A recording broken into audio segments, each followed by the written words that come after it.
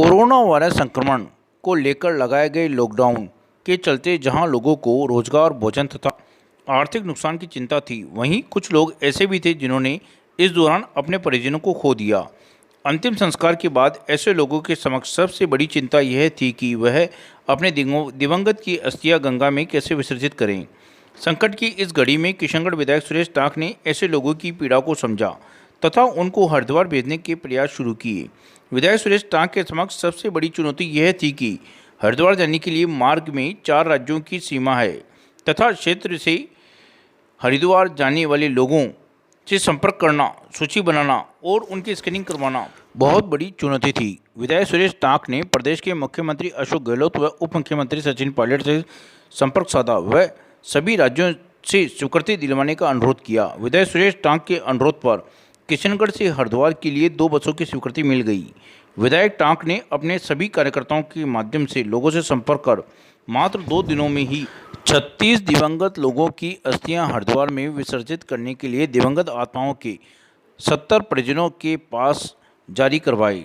किशनगढ़ से हरिद्वार तक 2 बसों के माध्यम से आज दोपहर 4 बजे सभी को रवाना किया। इससे पूर्व विधि विधान से पूजा एवं अर्चना कर सभी लोगों का तिलक व माला पहनाकर हरिद्वार के लिए भेजा गया। राजस्थान में 200 विधानसभा क्षेत्र में किशनगढ़ एकमात्र विधानसभा क्षेत्र है जहां के विधायक ने इस प्रकार सामाजिक सरोकार निभाते हुए इस पुनीत कार्य में सहयोग प्रदान किया। आज किशनगढ़ विधायक सुरेश टांक के प्रयासों से इन 36 दिवंगत आत्माओं को मिलेगी शांति। आपको बता दें कि किशनगढ़ से हरिद्वार तक यात्रा का पूरा खर्च किशनगढ़ विधायक सुरेश टांक स्वयं अपने स्तर पर उठा रहे हैं। आज रवाना हुए 70 व्यक्तियों की सभी व्यवस्था किशनगढ़ विधायक सुरेश टांक ने अपने स्तर पर की। आइए जानते हैं किशनगढ़ विधायक सुरेश टांक से कि उन्होंने किस प्रकार से इस पुनीत कार्य में सहयोग प्रदान किया। विसर्जन यात्रा किशनगढ़ से आपने करी है, किस प्रकार से प्लानिंग आपके दिमाग में आई और किस प्रकार से? सर, ये स्वप्रेरणा है। मैं धार्मिक आस्थावान व्यक्ति हूँ और मेरे श्रीनाथ जी की सेवा है और उन्हीं की कृपा है ये कि उन्होंने मुझे आदेशित किया और आदेशित करके मुझे इतनी शक्ति प्रदान करी कि मैं इस रास्ते को खोज पाया। और इस रास्ते को खोजने के लिए मैंने माननीय कलेक्टर महोदय से एक बार निवेदन किया था, पर उन्होंने थोड़ा सा असमर्थता जताई। तब मैंने सोचा मैं माननीय मुख्यमंत्री जी से बात करूं और फिर मैंने तुरंत माननीय मुख्यमंत्री जी से बात की और उन्होंने एक क्षण बिना सोचे समझे अपनी टीम को लगा दिया और उन्होंने कहा बहुत अच्छा काम आप कर रहे हो। तुरंत कलेक्टर साहब को बोला और उसके बाद 2 दिन में सारे काम हो गए। बसों की परमिशन हो गया, स्क्रीनिंग हो गई, इनकी आईडीज़ आ गई, ये सब लोग आज यहाँ आ गए। ये परसों की बात है और आज ये यहाँ से प्रस्थान भी कर रहे हैं। तो मैं खुश हूँ और धन्यवाद भी देना चाहूँगा माननीय गहलोत साहब को, जिन्होंने ऐसे संकट के समय में इन परिजनों के जो खोए हुए परिजन हैं उनकी अस्थियों का विसर्जन करने के लिए मुझे स्वीकृति प्रदान करके अपने आप में एक बहुत बड़ा काम किया है। ईश्वर जो वो सोच रहे हैं उनको भी मिले और मेरा राजस्थान, मेरा भारत पूरा इस महामारी से बचकर बाहर निकले और हम सब मिलकर ऐसे संकटों का सामना करते हुए, इससे लड़ते हुए हमारे इस देश को आगे बढ़ाएं, हमारे राज्य को आगे बढ़ाएं। मैं प्रार्थना करूंगा ईश्वर से कि जितने भी लोग यहाँ से अपने परिजनों की अस्थियों को लेके आज माँ गंगा में विसर्जन करने के लिए जा रहे हैं, उन सब परिजनों को मोक्ष मिले। और साथ में इन सब से भी प्रार्थना करूँगा कि ये सब वहाँ जाके माँ गंगा से, काशी विश्वनाथ से प्रार्थना करें कि मेरे इस विधानसभा के लोग, मेरे राज्य के लोग, मेरे ज़िले के लोग, मेरे भारत के लोग इस कोरोना महामारी से लड़कर जल्दी से बाहर निकले और हमारा देश फिर उत्तरोत्तर विकास की तरफ बढ़े और हम वापस अपना जीवन उसी तरह जिए। ये अभी आज जो रजिस्ट्रेशन हुआ है, 2 बसों का रजिस्ट्रेशन किया हमने। सोशल डिस्टेंसिंग की पालना करते हुए 60 सीटर बस में 32 लोग बैठे, 35 लोग, 35 लोग बैठेंगे और 35 लोग दूसरी बस में बैठेंगे। किस प्रकार की व्यवस्थाएं आपने यहाँ? सर, सारी व्यवस्थाएं हमने की है। इनको केवल कपड़े और अपनी ज़रूरत की दवाइयाँ लाने के लिए बोला। निःशुल्क यात्रा है ये मेरे मन की प्रेरणा है। ये मेरे लोग, मेरे साथी हैं, मेरे दोस्त लोग हैं, मेरे शहर के भामाशाह हैं, चाहे उनके पास जाऊँ, चाहे मेरी स्वअर्जित आय से हो। पर अब ये शुरू हो गया सिलसिला, ये रुकने वाला नहीं है। जब तक अंतिम व्यक्ति यहाँ जितने परिजन हैं जो जाना चाहते हैं, जो मन से हरिद्वार अभी जाना चाहते हैं, उन सबको ले जाने के लिए मैं तत्पर हूँ और ये अनवरत जारी रहेगा। आज ये सब लोग जाएंगे, इनके पीने के पानी की व्यवस्था, इनको अभी सबको मास्क दिए जाएंगे, सबको सैनिटाइज़र दिया जाएगा, पूजा पाठ सारा विधि विधान के साथ इन सब का हमारे माननीय पंडित जी कैलाश जी तिवाड़ी साहब ने करवाया बहुत अच्छे ढंग से और पूरे मन के साथ, पूरे सम्मान के साथ हमने सब आत्माओं को प्रणाम किया और आशीर्वाद लिया है इस बात का कि हमारा ये शहर, हमारी ये विधानसभा सुखी रहे, स्वस्थ रहे, सब लोग मस्त रहे और ये महामारी हमसे दूर चली जाए।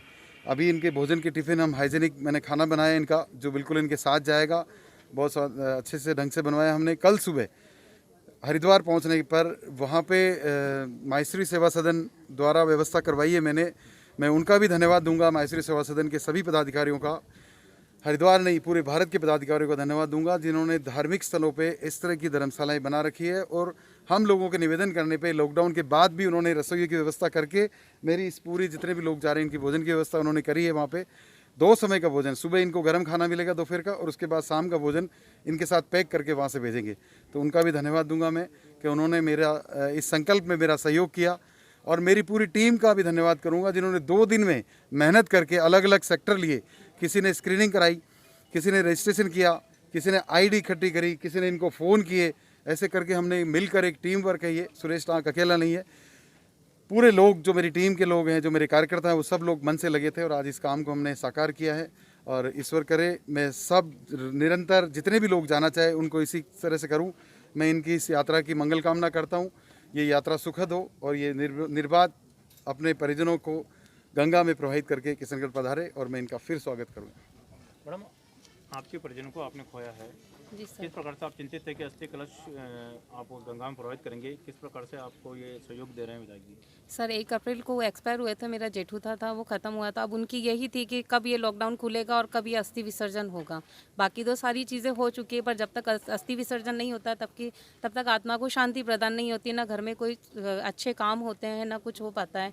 तो यही था कि कब ये लॉकडाउन खुलेगा और कब हम ये कर पाएंगे। तो मैं इनका धन्यवाद, विधायक महोदय जी का धन्यवाद देना चाहूँगी कि उन्होंने ये कार्यक्रम जो चालू किया है, इसकी वजह से जितने भी लोग हैं उनके सभी के अस्थि विसर्जन हो सकेंगे, सबके घर में सुख शांति आएगी और वो आगे कोई भी सुखद काम कर पाएंगे और आराम से रह पाएंगे और सभी के घर में अच्छा रहेगा। आपने कैसे संपर्क किया विधायक जी से और विधायक जी का क्या सहयोग? सर हमारे पास व्हाट्सएप पे हम लोग जुड़े हुए हैं ग्रुप में, तो व्हाट्सएप पे मैसेज आया था, फिर हमने विकास जी जो हैं उनसे संपर्क किया था। उन्होंने हमसे बता दिया कि आपको क्या क्या चीज़ें करनी है, क्या आईडीज़ आपको करनी है, कैसे आपको अपनी स्कैनिंग वगैरह सारी चीज़ें करवानी है, फिर किस तरीके से आपको देना है, वो सारी आईडीज़ वगैरह हमने उनको सबमिट करा दिया। फिर वापस उनका कल नाइट में कॉल आ गया था कि आपका रजिस्ट्रेशन हो चुका है, आप जा सकते हैं। इस प्रोसेस में कितना समय लगा? सर 2 दिन की बात है, परसों के दिन हमारे पास मैसेज आया था और कल में ये काम पूरा हो चुका है। कल रात को मैसेज आ गया था हमारे पास। बहुत जल्दी इन्होंने किया है और बहुत अच्छी व्यवस्था की है, इसके लिए मैं इनका तहे दिल से धन्यवाद देना चाहती हूँ। परमिशन की वजह से लॉकडाउन जो हुआ है, लॉकडाउन के बाद में आपके परिवार में जो मुसीबत आई है, उसमें किस प्रकार से मदद की विधायक ने आपको? हमारे विधायक साहब ने बहुत अच्छी मदद की साहब। परमिशन मिल गई, हमारे माँ के पुल टाइम पे चले जाएंगे वहाँ पर हरिद्वार में, अस्थियाँ विसर्जित हो जाएगी। बहुत खुशी है हमारे को इस बात की। आप कहाँ के हैं? हम किशनगढ़ के हैं साहब। आपकी माता जी का निधन कब हुआ था? हमारी माता जी आज के 8 रोज पहले हुआ था साहब।